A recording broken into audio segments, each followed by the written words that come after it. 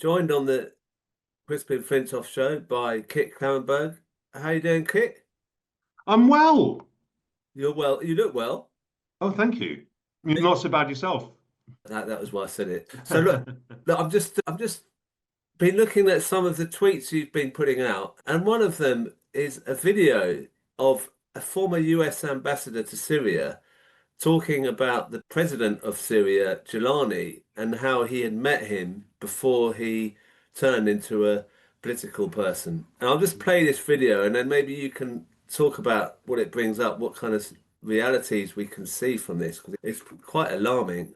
Starting in 2023, a British non-government organization invited me to help them bring this guy out of the terrorist world and into regular politics. This guy was in al-Qaeda in Iraq. This guy, who's now the president of Syria, that's him on the left in his al-Qaeda guise. And he was a senior al-Qaeda commander up in northern Iraq in a city called Mosul. For Americans who were in Iraq, you might remember Mosul was one of the worst, nastiest places. The State Department actually lost 5 diplomatic personnel in 2 different car bombs up in Mosul during that time, and hundreds of American soldiers were killed or injured up in that Mosul area by this guy and his fighters. Starting in 2023, a British non-government organization which specializes in conflict resolution invited me to help them bring this guy out of the terrorist world and into regular politics. So the first time I met him, this guy's name, his nom de guerre was al-Jolani, but his actual name is Ahmed Shah, which he only revealed to the world after he captured Damascus. First time I met him, I sat down next to him. I said, never in a million years could I imagine that I would be sitting next to you. And he said, Anna, me neither. He never apologized for the terrorist attacks in Iraq or in Syria. But he also said, now I am governing an opposition-held area of northwest Syria, and I am learning that the tactics and the principles that I was following in Iraq do not apply when you actually have to govern 4 million people. This guy rejected elections, totally rejected elections in Iraq. And I was there organizing elections with the American government. And he rejected them. He was like blowing up polling stations. And he did not apologize for it. I want to emphasize that. I told Blinken he did not apologize for these things. But about a month ago, he said, we're going to hold elections in Syria. It's not going to be right away. It's going to be in 3 or 4 years, but we will hold elections. I went to Syria in January. I met Ahmed Shah, the president then. When I saw him in the presidential palace, I said, never in a million years did I expect to see you here. And he grinned and he said, I like to keep surprising you. Wow, well, look, that's the former ambassador to Syria from 2011 to 2014. Now, he says he met a British NGO specializing in conflict resolution, invited him to go to Syria to talk to Jolani. Who do you think that is, and what do you make of that? The second that he said a British non-governmental organisation involved in quote-unquote conflict resolution, my immediate deduction was that he was referring to ARC, because this is a MI6 front led by a veteran MI6 officer called Alistair Harris. If you go on their website, they refer to themselves as a conflict resolution solutions provider or some other mumbo-jumbo. ARC was one of a number of British intelligence cutouts that was active in Syria from the very start, if not before, of the quote-unquote Syrian revolution in 2011, that was charged with not only producing industrial-scale propaganda for domestic and international consumption to manufacture consent for regime change, but they also created parallel governance structures in opposition occupied territory. ARC created the White Helmets, which were supposedly this humanitarian rescue group, and although they really weren't,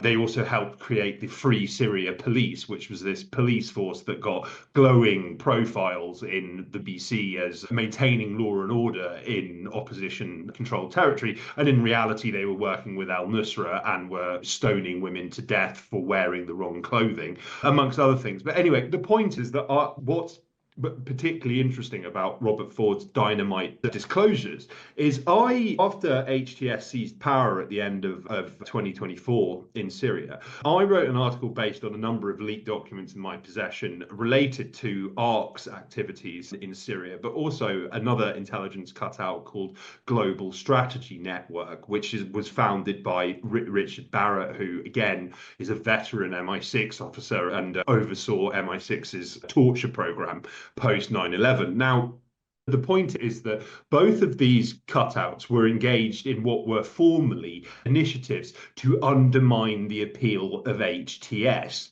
They were meant to attract Syrians away from HTS and to their hand-picked moderate rebels, quote unquote. Of course, none of those groups would fit any reasonable definition of moderate, but they were hand-picked by the British and the Americans to be their next leaders. Now, the files contain all sorts of absolutely fascinating excerpts which show that in attempting allegedly to undermine HTS, these programs run by the British in secret via ARC and Global Strategy actually strengthened HTS because it improved their credibility as a governance actor. Now, there is a stunning excerpt in one of these files which states HTS is significantly less likely to attack opposition entities that are receiving support from the British government.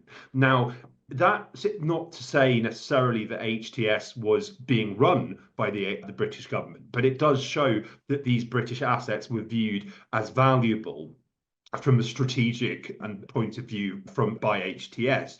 Now, we fast forward to the start of this year, and British officials met with representatives of HTS, despite the fact that the British media had, in the lead up to this, explicitly stated that doing so would be illegal under British terrorism legislation, because they were a prescribed terrorist group in Britain. Now, it is unsurprising that at this late stage that the British would approach the Americans looking for help in transforming HTS into, yes, politicians rather than gangsters and mass murdering terrorists. But there are all the hallmarks of HTS being, whether intentionally or not, assisted into power by the British from dating back many years, and then perhaps if truly their initial goal was to undermine the influence of HTS and turn Syrians towards other opposition groups,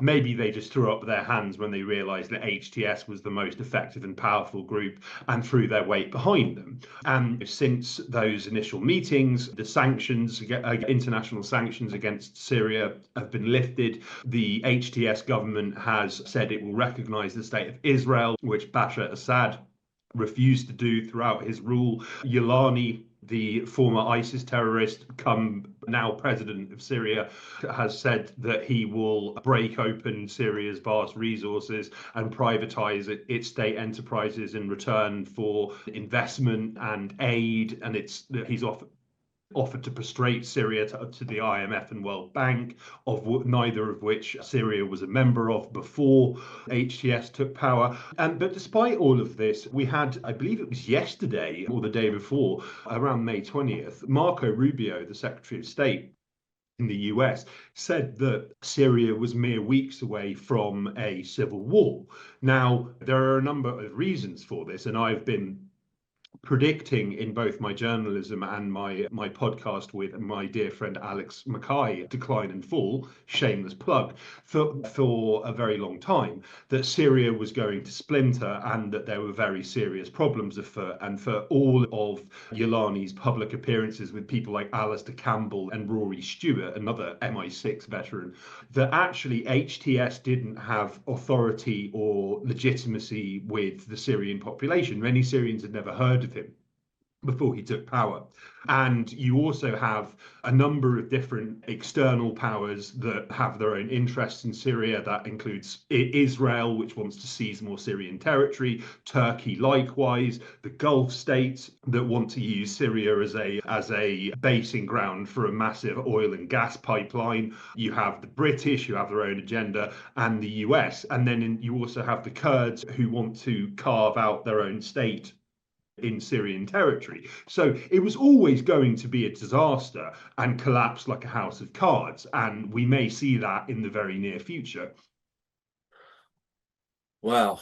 That's the British involvement in this is quite alarming to me. But then the other thing that I've read is that he's coming over for a visit. Starmer's invited him over to the UK for a visit. That doesn't surprise you, I guess. That's the No, Starmer has actually taken the lead on this, and I think I might add that in a public statement that very few people seem to have caught on to. It probably in no small part because nobody pays any attention to what Keir Starmer says in general, because he has no credibility or legitimacy with the British public. He stated that the fall of Assad would lead to an enhanced and enlarged British role in the Middle East, which again does rather tend to suggest that it's been the British pushing harder for regime change than the Americans. And this seems to have been the case back in 2013, when it's rather forgotten now, but there was a parliamentary vote in, I believe, in September of 2013 on military intervention against Syria, which failed. And concurrent to this, MI6 were carrying out alleged sample testing of soil in Syria to prove to the Americans that Assad was using poison gas and therefore providing the Americans with a pretext for invasion. Yes, that Keir Starmer is taking a leading role in legitimizing the rule of this ISIS butcher who has God knows how many bodies on his conscience. That is entirely unsurprising.